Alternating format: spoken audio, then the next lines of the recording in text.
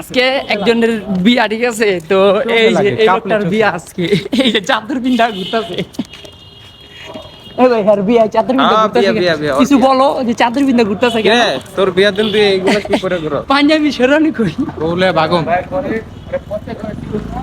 এই hello guys, আশা করি সবাই ভালো আছো। তো আজকে একটা বলো কইতাছে, তো দেখো এই যে জামাই, হ্যাঁ জামাইয়ের অবস্থাটা দেখো, চমলক্ষ মানে।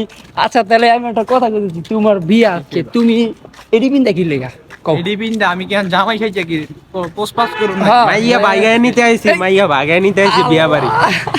আজকে মাইয়া লয়ে যাবো, ঠিক আছে? তো সবাই দেখতে থাকো।